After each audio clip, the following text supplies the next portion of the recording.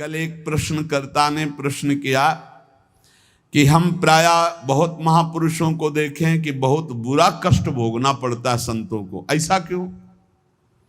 बड़े बड़े पापी हैं ऐसे, उनको कुछ नहीं कष्ट होता, और संत जो भजन कर रहे हैं उनको बहुत ही कष्ट होता है, ऐसा क्यों होता है? ऐसा इसलिए होता है, उसके दो कारण होते हैं।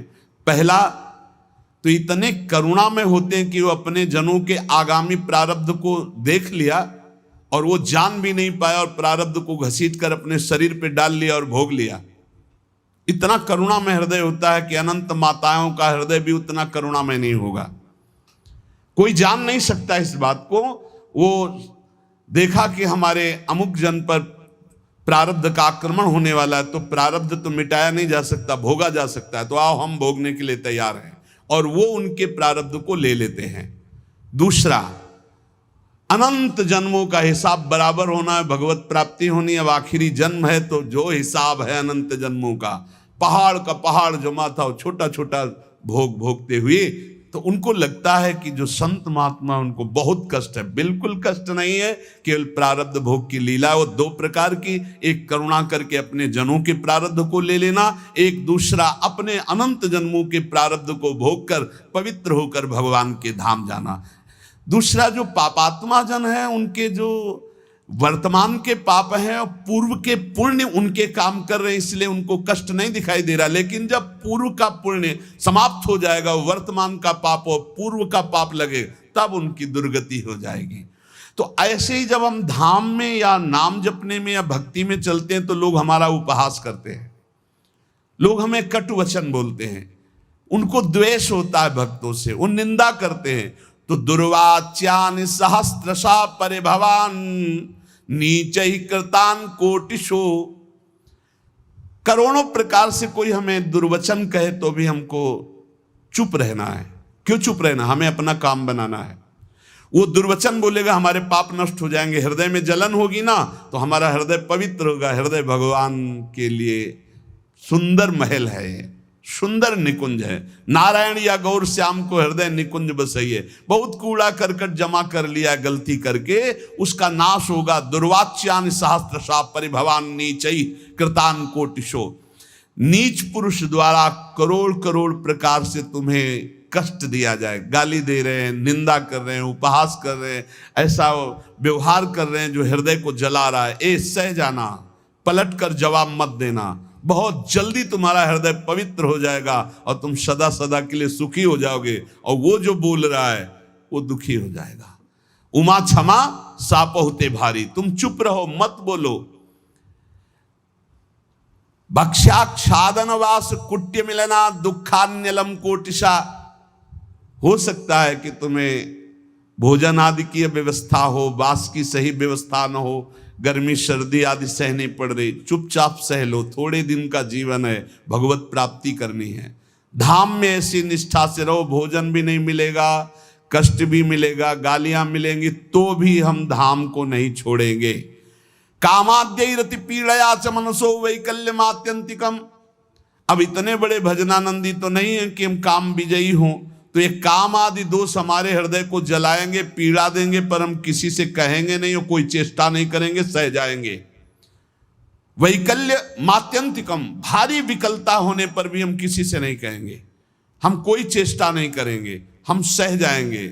ये सोढ़्वापि वसंत के लिविपने कृष्णश्च तेभ्यो नमः।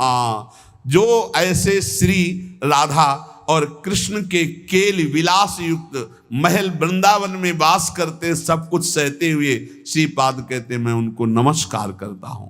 दोषान्न स्थिर जंगमेषु कलयन कस्यापि नो द्वेजयन। तुम्हें उद्विग्न करेंगे यहां लोग, तुम्हें परेशान कर सकते हैं, पर तुम उनकी निंदा मत करना, उद्विग्न मत होना, उनकी निंदा मत करना, अपने आप को बचा के निकल जाना। ये मानो परमार्थ में आगे बढ़ने के लिए जरूरी है ये बात। दोषान्न स्थिर जंगमेषु, यहां किसी भी जड़ चैतन्य में दोष दर्शन न होने पावे। यद्यपि वो तुम्हें उद्वेग प्रदान करेंगे, भगवत पार्षद हैं, प्रेरित होकर आएंगे, तुम्हें ऐसे वचन बोलेंगे, ऐसी चेष्टा करेंगे, ऐसे उद्वेग प्रदान करेंगे, पर तुम उद्वेग मत कर। किंचिद्यत् दयत्न लब्ध मित भुक चित्ते पिन स्त्रीक्षणा। यदि तुम्हें कवल दो कवल ही भोजन मिल जाए तो उसी को खा करके दिन व्यतीत कर लो। अभ्यास में बहुत बड़ी सामर्थ्य है, बहुत बड़ी सामर्थ्य अभ्यास में है। ये भगवत प्राप्ति जब लक्ष्य हो जाएगी तभी सह सकते हो, अन्यथा नहीं सह पाओगे। अगर कवल दो कवल भी भोजन मिल जाए तो उधर में डाल लिया, पूरा दिन व्यतीत। कवल दो कवल तो बहुत होता है, 3-4 दिन में कभी ऐसे गुड़ मिल जाता था ना गंगा किनारे, गुड़, तो गुड़ पाके एक कमंडल जब गंगा जल पीते थे तो ऐसे भगवान की तरफ, कितने कृपालु भगवान हो, ऐसे एकांत में भी आप हमारे उदर पोषण को देते हो।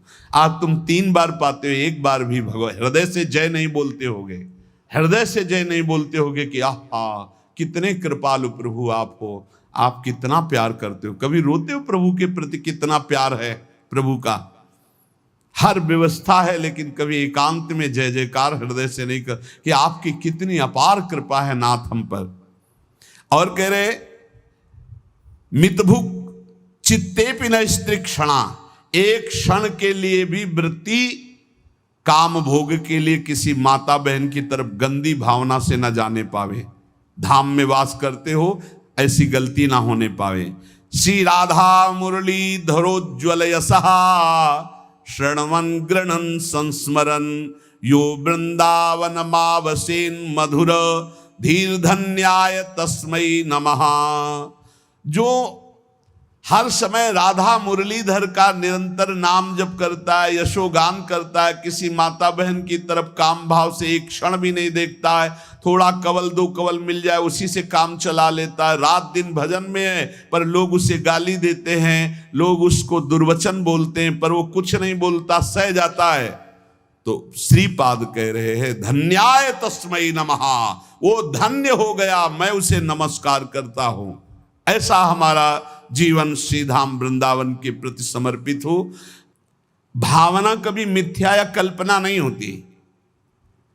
उपासक को भाव से ही रसास्वादन मिलता है। भावोत्सवेन भजताम रसकाम धेनुम तम राधिका चरण रेणु माम स्म। यदि भाव नहीं उत्पन्न हुआ तो अभी जीवन सुन। साधना की अवस्था में आपको लाभ मिला है क्या? भाव। भाव साधु को, साधक को, भक्त को, उपासक को उपलब्धि हुई है तो क्या उपलब्धि हुई? भाव। जैसे ज्ञान मार्ग में भी भाव है, ब्रह्म भाव, भगवत भाव में है सखा भाव, दास्य भाव, वात्सल्य भाव, गोपी भाव, सहचरी भाव, भाव की प्राप्ति होना। श्रद्धाहीन, मिथ्याचारी, मनमानी आचरण करने वालों को भाव का परिचय ही नहीं, जानते ही नहीं कि भाव क्या है। सच्ची मानिए, जिस दिन आप भाव में डूबने लगेंगे आपको कहीं जाने आने की जरूरत नहीं। यहां के ठाकुर का दर्शन नहीं हुआ तो विश्व में कहीं भी दर्शन करे और शांति नहीं मिलने वाली। इसलिए जो भगवत कृपा पात्र होते हैं वो अंतर में घुसना प्रारंभ कर देते हैं, अंतर्मुख होकर के अपने हृदय देश के ठाकुर के दर्शन की चेष्टा करते हैं। हृदय के भगवान का साक्षात्कार हो गया तो सर्वत्र होगा, और सर्वत्र घूमे आप हृदय के ठाकुर का साक्षात्कार नहीं तो कुछ हाथ नहीं लगेगा। करके देख लो, मन चराए आओ, मन को घुमाए आओ, आंखें चराए आओ, लेकिन हृदय के ठाकुर का साक्षात्कार नहीं हुआ तो विश्राम नहीं मिलेगा। देखो ये भाव राज्य है, इसमें स्थूल से सूक्ष्म, सूक्ष्म से सूक्ष्मतर और सूक्ष्मतर से सूक्ष्मतम में प्रवेश होता है। ये दिव्य भावना का लोक है। स्थूल, सूक्ष्म, कारण, भाव, चिन्मय, 5 भेद है। पहले स्थूल भाव बनता है। कैसे? शरीर से प्रकट सेवा में खूब तन्मयता, शरीर से जैसी आज्ञा हुई जहां हमें खड़ा कर दिया गया वही शरीर प्रधान। फिर अंतर में घुसता है, अंतःकरण प्रधान, सूक्ष्म शरीर, चिंतन प्रधान।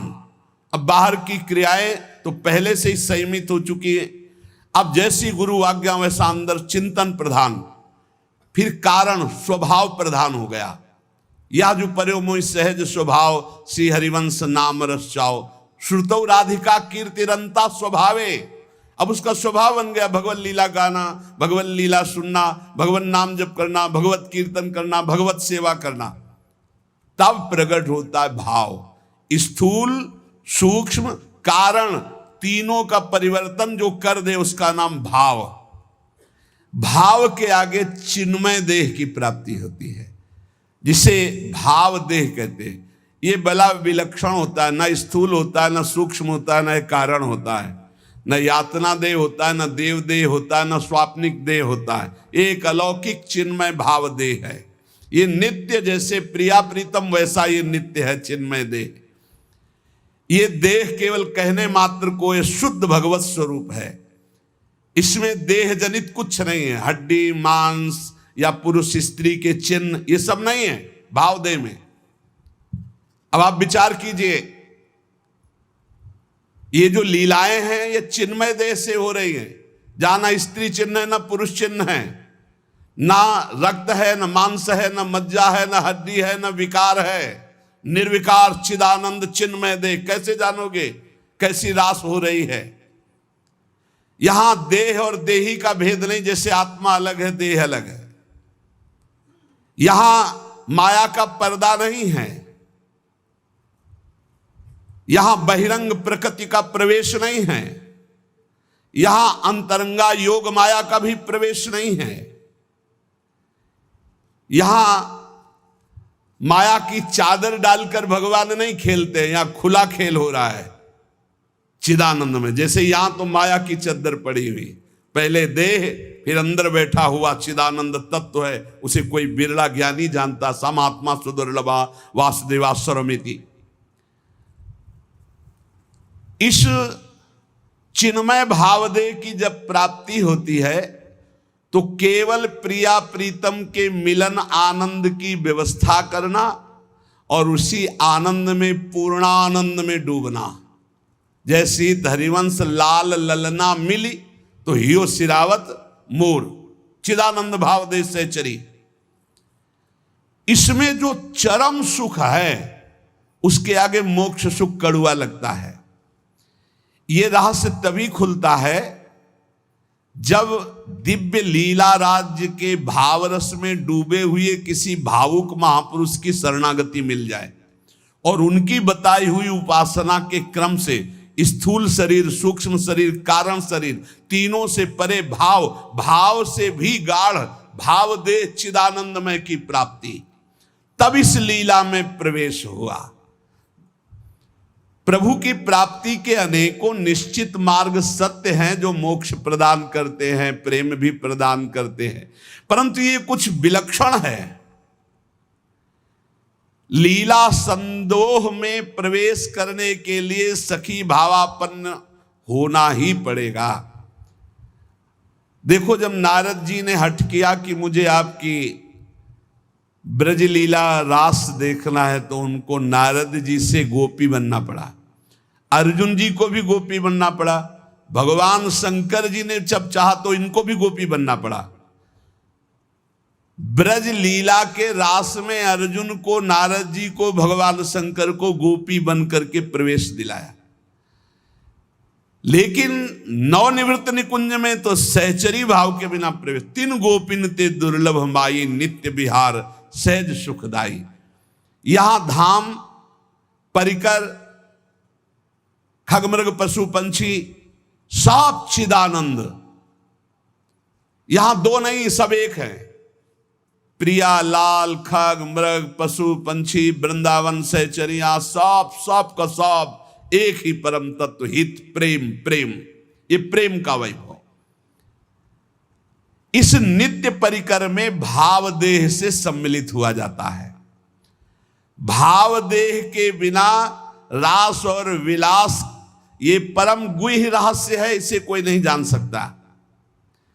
ये तर्कों के द्वारा, विद्वता के द्वारा, शास्त्रों के द्वारा प्रमाणित नहीं किया जा सकता, क्योंकि जितने प्रमाण दोगे सब योग माया के अंतर्गत होंगे। योग मायातीत, पहले तो मायातीत मलिन त्रिगुण माया, सतोगुण रजोगुण तमोगुण, फिर इससे भी विशुद्ध जो योग माया है उसके ऊपर जब जाओ तब नवनिवृत्त निकुंज का रस। न लोक संग्रह है, न जगत के प्राणी हैं, न जगत की भावनाएं हैं, न जगत का भोग है। एक अलौकिक दिव्य धाम नवनिवृत्त निकुंज, जहां एक से भिन्न कुछ भी नहीं, ना लोक, ना जगत, ना प्राणी, न वस्तु, न सूर्य, न चंद्रमा, न शरीर, सब चिदानंद, सब प्रेममय। वृंदावन प्रेममय, खगन पशु पंछी प्रेममय, यमुना जी प्रेममय, प्रियालाल प्रेम के खिलौना दो खेलत है प्रेम, प्रेम प्रेम प्रेम। और चिदानंद देह को सुन चुके हैं आप, निर्विकार, स्त्री पुरुष चिन्हों से रहित, चिदानंद में देह तुम्हारी, विगत विकार जान अधिकारी। नित्य दिव्य रसमयी रासलीला का रहस्य ये माया मुग्ध मानव किसी भी तरह से नहीं जान सकता। हृदय में जब तक कोई भी वासना है तब तक प्रियालाल को कोई नहीं जान सकता। रास के ज्ञान को जानने के लिए ब्रह्मज्ञानी भी नहीं परिपूर्ण है कि ब्रह्म ज्ञान हो गया तो रास का ज्ञान उसे हो जाएगा। बड़ा खींचातानी करके वो कहते हैं आत्मविलास हो ऐसा, ये अलग देश है। अगर एक खींचातानी वही ज्ञान से होता तो परम ज्ञानी जो महान पुरुष श्री सुखदेव जी हैं वो सीधे आत्मविलास का वर्णन करते। जगत के विषयों से त्याग वैराग्य उपरति, मोक्ष सुख का त्यागी, वो रास रस का अधिकारी जो पुरुष होता है उसकी स्थिति का वर्णन करते हुए कहते हैं जहां किंचन मात्र भी मैं का ख्याल ही नहीं रह गया। देखो, रास में प्रवेश पाने वाले भाव देह को प्राप्त हुए महापुरुष की स्थिति कैसे होती, वो देख रहा है मेरे द्वारा होता जो कुछ करते वो सारा भगवान, मैं न रहा मेरा न रहा, करता कौन कहां अभिमान, ढांचा एक बना रखा है अपने से ही अपने काम, नियमित सब चलते कल पुर्जे होती दिखती क्रिया तमाम। केवल ढांचा दिखाई दे रहा है, अंदर सिर्फ भगवान बैठे हुए हैं। अब जो कुछ हो रहा है वो सिर्फ भगवान कर रहे हैं। ढांचा दिखाई दे रहा है व्यक्ति का, वो अंदर बैठा है परमात्मा, वही सब कुछ करा रहा है। तुमने जो कहलाया मुझसे वही कहा मैंने अविकल, तुमने जो करवाया मुझसे वही किया मैंने निश्चल, तुमने जो सिखलाया मुझको सीखा मैंने वही सकल, तुमने जो दिखलाया मुझको देखा मैंने वही अकल। ये जो कुछ भी कहा क्रिया सीखा देखा मैंने प्रीतम, सो सब तुमने ही अपने में अपनी की लीला उत्तम।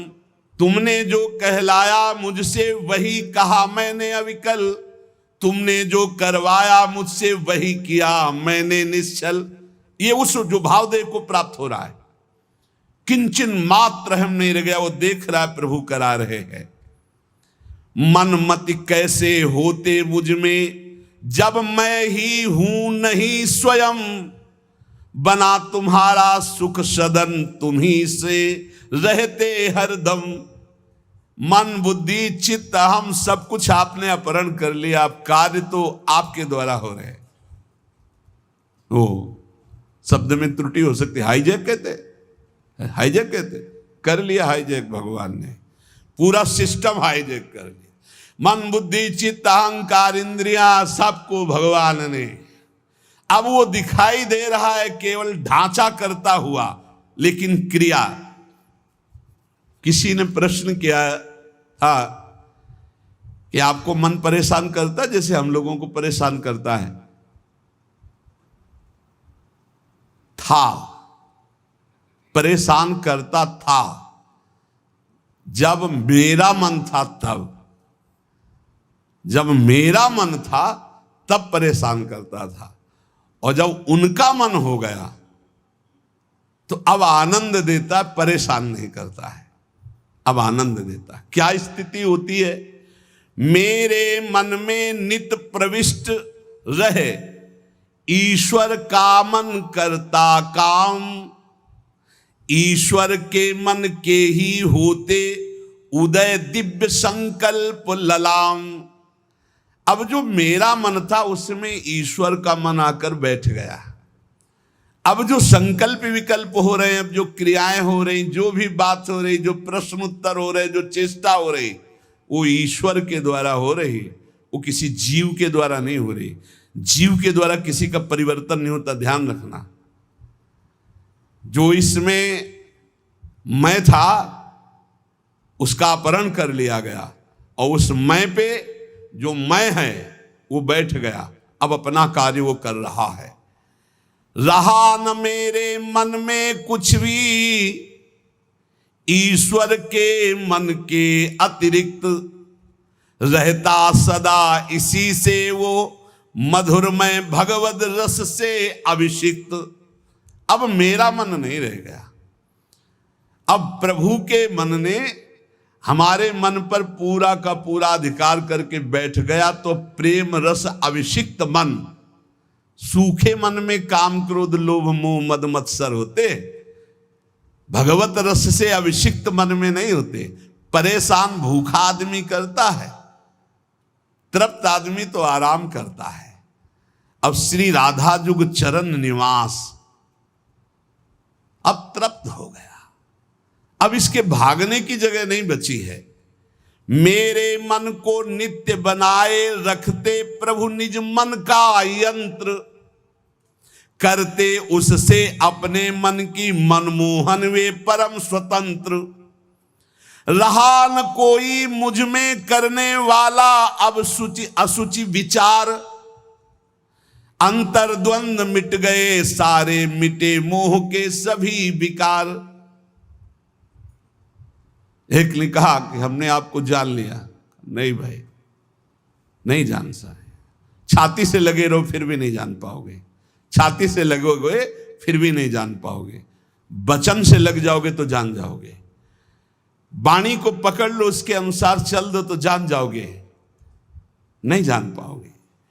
प्रभु के मन में निज को खोकर मन हो गया अमन मेरा, उठा असत आशा तृष्णा का ममता का सारा डेरा। अमना हो गया मन, कुछ नहीं चाहिए।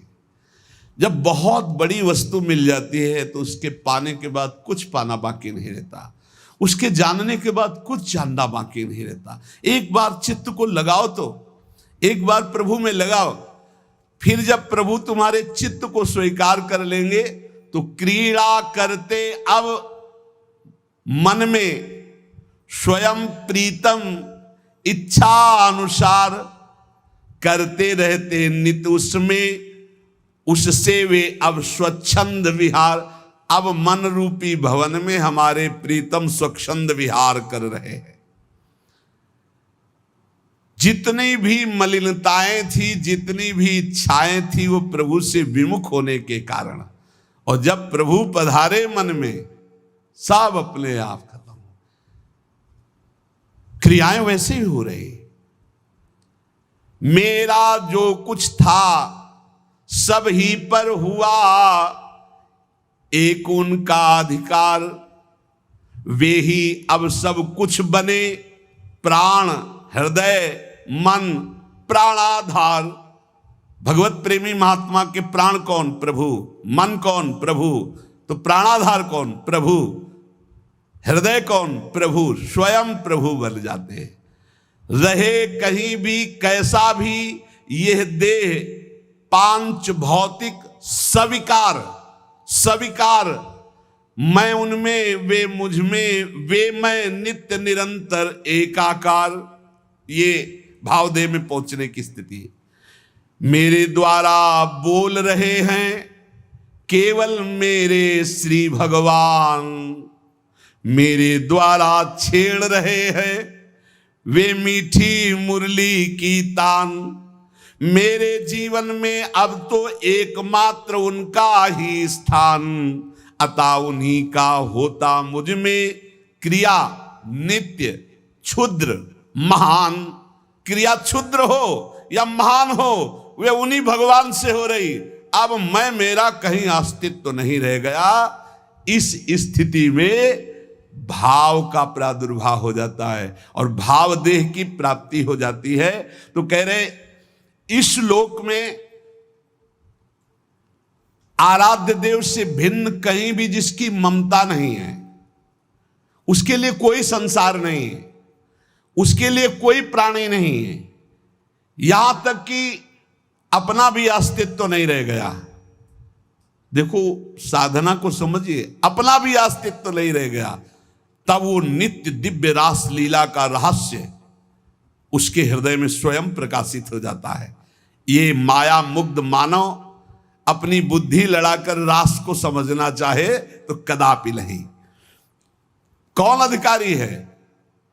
बोले जिसका इस लोक में कोई भी नहीं है, अपनी ममता कहीं नहीं है, जगत में पूरे ना कोई प्राणी पदार्थ में, यहां तक कि अपना भी अस्तित्व खो गया, वो रास का अधिकारी।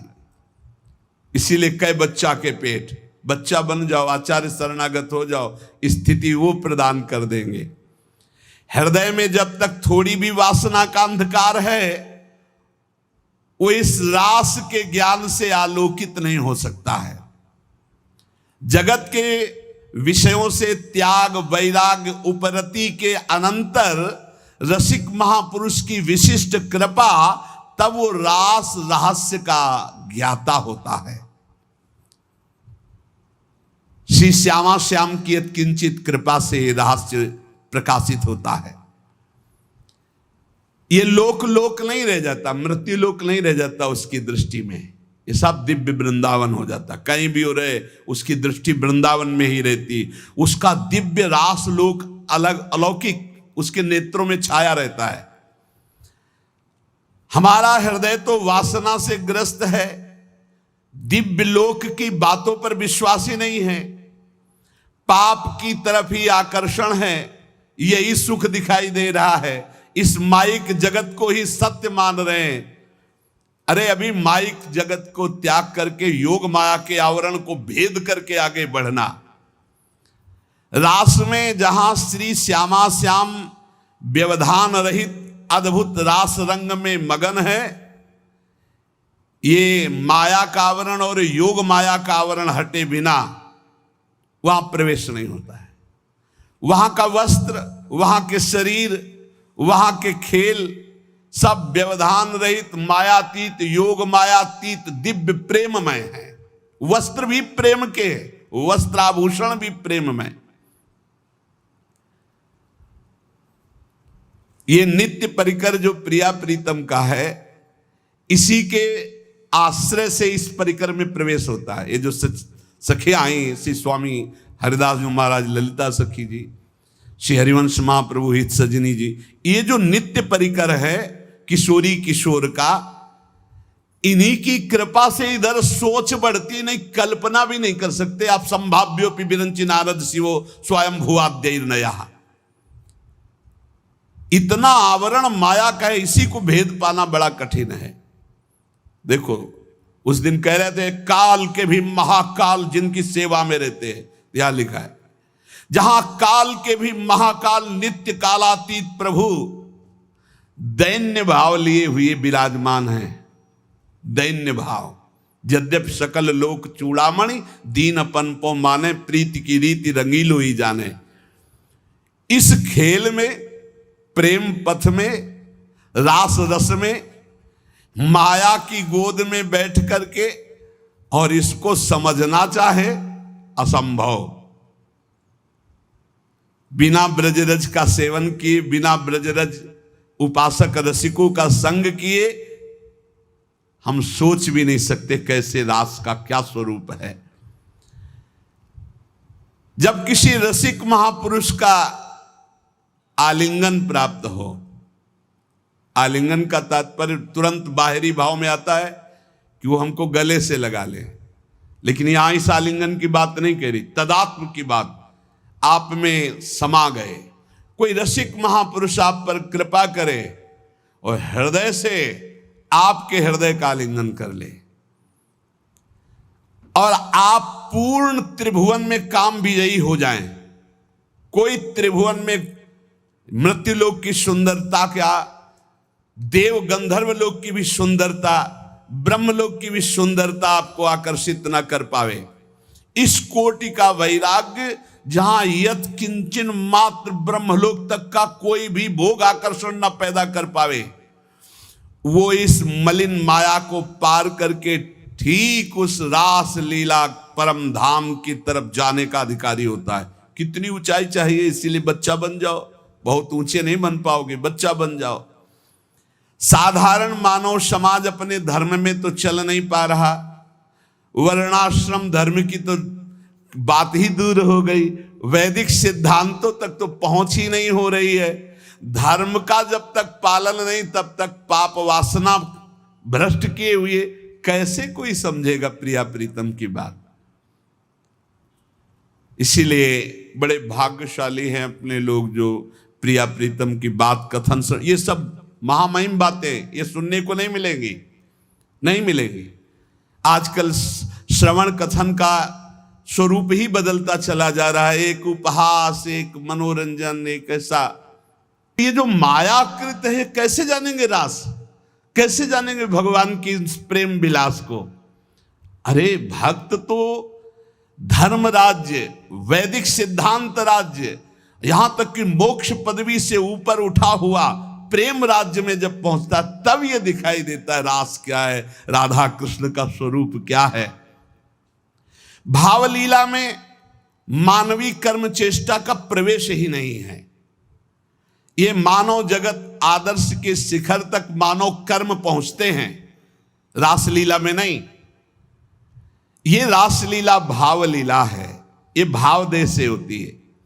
जैसे ब्रज में जो रास हुई, जब भगवान श्री कृष्ण की बंसी बजी तो सब गोपियां भगवान श्री कृष्ण के समीप पहुंची, तो हर गोपी अपने पति के पास सोई हुई थी, जहां जो जैसी थी व्यवस्था में।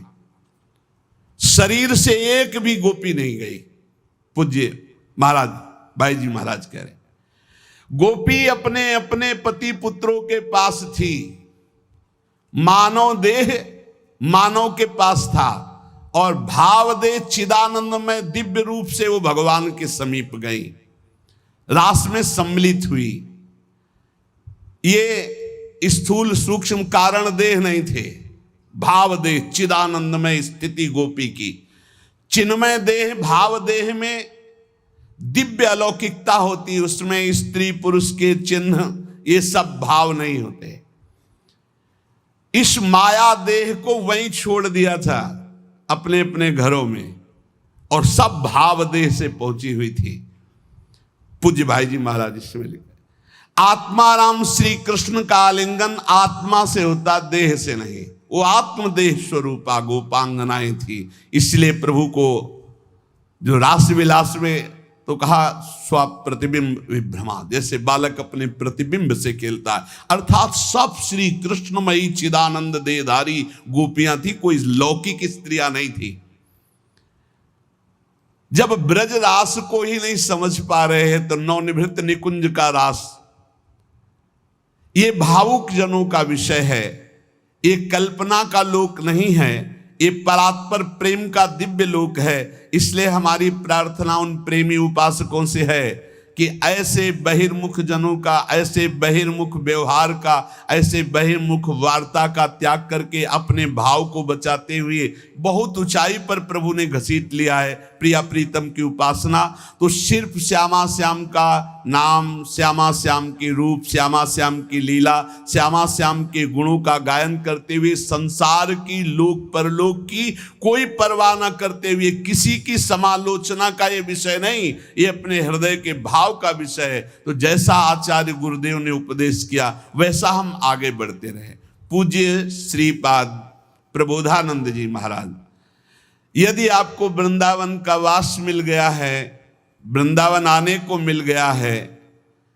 अब यहां आपको कोई कटुवचन बोलता है, आपके साथ दुर्व्यवहार करता है, तो आपको पवित्र किया जाता है। निरंतर नाम जप करें और जो भाव में झांकी आ रहे उसे कल्पना मत मानो। बहुत रोमांचित हो कि प्रभु पधारे, प्रियालाल हमारे ध्यान में आ रहे, और जैसा तुम्हारा गाढ़ ध्यान होता जाए, किसी से कभी कहना मत कि स्वप्न में भगवान आए हैं या हमारे ध्यान में भगवान आए हैं, आज तो हमने ऐसा अनुभव किया, वैसे कुछ मत बोलो। परमार्थ की अनुभूतियां छुपाने से आगे बढ़ती हैं। अगर हम जरा भी बोल दिए तो उसी दिन से बंद हो जाएंगी। इसलिए सावधान रहो, खूब नाम जप करो, अपने भाव की बातें किसी को बताओ मत, और किसी के द्वारा आपके प्रति जो दुर्वचन है, अपमान है, निंदा है, इनको सह जाओ। जैसा रूखा सूखा मिले उससे उदर पोषण करो। यहाँ से जाना है, शरीर छोड़ना है, भगवत प्राप्ति करनी है, ये दृढ़ निश्चय रखो। शेष चर्चा आगे। श्री राधा वल्लभ लाल की।